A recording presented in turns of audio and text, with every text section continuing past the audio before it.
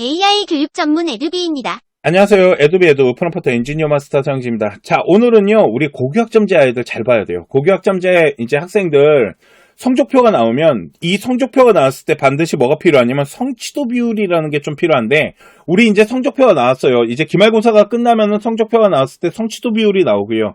아니면은 이제 고등학교 2학년 아이들 같은 경우는 지금 고등학교 1학년 성적표에는 다 종합 성적표가 다 들어가 있잖아요.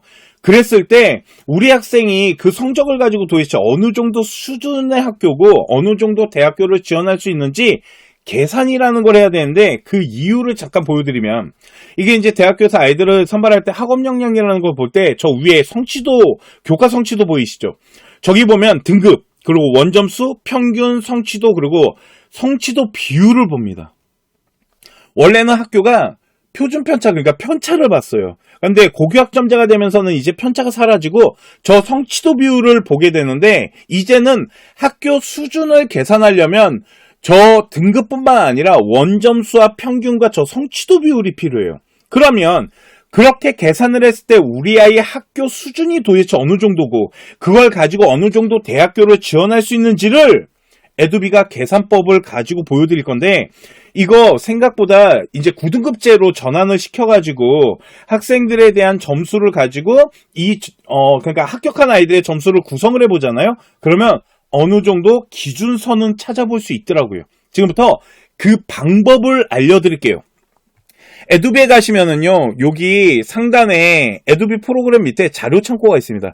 자료 창고 클릭하시면 요 상단에 지금 에듀비 고교 학점제 대학 찾기 점수 계산기 프로그램이라고 있죠. 보시면은 지원 가능 대학교에 대한 점수가 나오잖아요. 그랬을 때 서울대학교는 지금 82에서 79점대, 연고대 가려면 80에서 77점대, 자연계 같은 경우는 81점대 정도가 나와야지 연고대가 적정권이고, 80점대면은 서울대학교 도전하면서 연고대 같은 경우는 적정 안정권, 뭐 이렇게 이제 계산이 되는 거예요, 지금.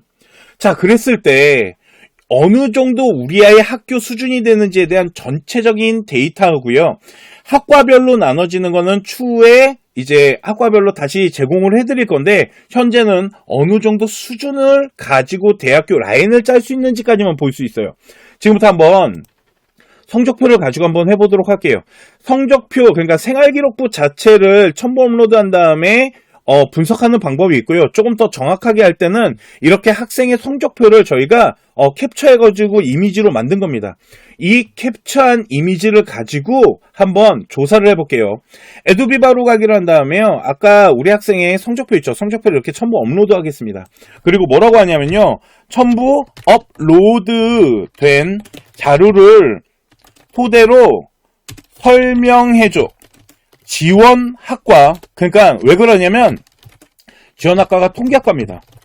이거 왜 이렇게 넣어야 되냐면 전공학업이라는 게 있어요. 그 전공학업을 계산을 해야 되기 때문에 우리 학생이 가고자 하는 학과명까지 넣어주셔야 됩니다. 그래서 첨부 업로드된 자료를 토대로 분석을 해주는데 우리 아이 지원학과는 통계학과야. 그리고 프롬프트 엔지니어링에 가시잖아요. 그러면 요 아래쪽으로 내려가시면 뭐가 있냐면 고교학점제가 있습니다. 프롬프트 엔지니어링에 고교학점제가 있는데 이거 클릭하고요. 이제 아래쪽으로 내려가면 고교학점제의 학종, 학생부 종합전형 대학교 찾기 점수 계산기, 그러니까 대학을 찾기 위한 점수를 계산해달라고 하는 건데요. 한번 기다려 보도록 하겠습니다. 자, 방금 보여드렸던 성적표는요, 일명 갑방구라고 합니다. 얘네 학교가 보통 1등급 때 후반에서 2등급 때 초반까지 연고대를 가요. 그리고 한 1등급 때 중반 정도 되잖아요. 그러면 서울대학교를 지원했을 때 합격률을 만들어내는 학교예요. 그러니까 생각보다 내신 따기 되게 어려운 갑방구인데, 자, 어느 정도 라인인지 한번 보도록 하겠습니다. 보시면은요, 우리 아이 지금 성적표를 분석하면은 여기 보시면은 전체 등급은 1.38등급 정도가 되고요. 그걸 9등급으로 전환시켜 보잖아요. 그러면 2.05등급 정도가 됩니다. 그리고 학교 수준이 여기 나와 있는 이 학교 수준 데이터가 중요해요. 85점. 그러니까 85점이면 학교 수준 되게 좋은 거예요. 보통 일반 고등학교 같은 경우 학교 수준이 어느 정도로 나오냐면 75점에서 한 77점 그 사이로 나오고요. 학교 수준이 좀 낮은 학교들이 70점대 초반, 정말로 막 이렇게 막 내신 따기 너무 좋은 학교들 있죠. 이런 학교들 같은 경우는 68점대까지 내려간 학교도 봤거든요, 제가. 그러니까 85점대면 되게 좋은 학교고, 이거 전국자사 라인에서 용인, 이런데, 하나, 이런데 놓으면 88, 89, 막 이렇게 나와요. 그러다 보니까 85점이면 학교 수준 나쁘지 않다라고 보시면 될 것 같고요.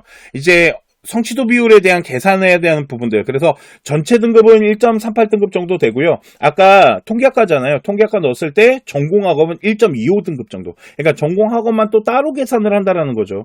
그리고 9등급으로 전환하는 거와 학교 수준이 85점일 때 우리 아이가 최종 대학교 지원할 수 있는 점수대는 79점대라는 겁니다. 자, 그러면 이 학교의 1.38등급 아이가 학교를 지원할 수 있는 라인이 79점대라고 나온 거예요. 그랬을 때 아까 데이터 보여드렸잖아요. 데이터 다시 한번 볼게요. 자료 창고 간 다음에 이거를 클릭하면은 아까 79점대죠. 79점대면은 우리 아이 지금 연고대가 적정권과 도정권 사이 정도라는 거죠. 그리고 성균관 서강대 이쪽은 충분히 지원이 가능한 학교 수준의 학업 등급을 가지고 있다는 거예요. 그래서 단순하게 등급만 돌리면 안 되고요. 등급만 가지고는 할 수가 없어요. 워낙 변별력도 떨어진 상태고. 그러다 보니까 대학교는요, 어떻게든 학교 수준을 계산할 겁니다. 그 안에 지금 답을 가져가고 있는 게 성취도 비율 쪽인 거고요. 그래서, 그리고 이제 평균들. 이게 지금 어떤 현상이 일어나고 있냐면요. 특목고 같은 경우, 좀 이제 잘 나간다라는 전국자사나 특목고 같은 경우 어떻게 하고 있냐면 평균점을 끌어올려요. 평균점이 높다라는 건 아이들 수준이 좋다라는 거잖아요. 그리고 A 성취도 비율의 아이들을 다 넣고 있어요. 이 얘기는 뭘까요? 다 잘한다라는 거죠. 그런데 이런 학교도 있어요. 평균점은 높은데 A 비율을 좀 낮추는. 그 얘기는 뭐냐면 변별력이 가져가고 있는 아이들이 있다라는 거죠. 그 얘기는 뭘까요? 평균점이 낮은데 성취도 비율이 낮다? 그 얘기는 아이들 전체 수준이 낮은데 거기서 변별력을 좀 가져가고 있다. 평균이 높은데 성취도 비율이 낮다? 그 얘기는 시험 문제가 쉽게 나왔다. 이런 식으로 다 학교에 대한 수준에 대한 어떤 경우의 수를 따질 수가 있다는 겁니다. 거기에 이제 등급과 평균, 원점수 이런 것들을 다 다시 계산하고 전공학업을 계산하겠다라는 거죠.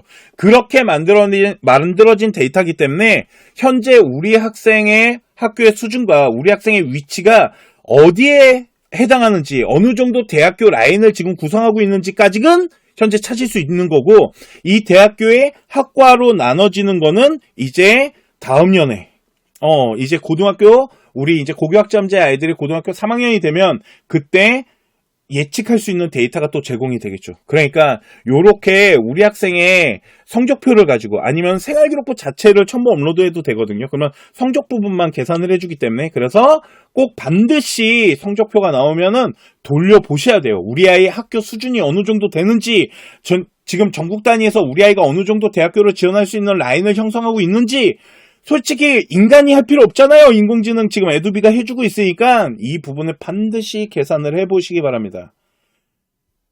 자, 오늘 제가 준비한 방송은 여기까지 하도록 하고요. 다음 시간에 또 프롬프트 엔지니어링 사용하는 방법에 대해서 설명해 드리는 시간을 갖도록 하겠습니다. 감사합니다.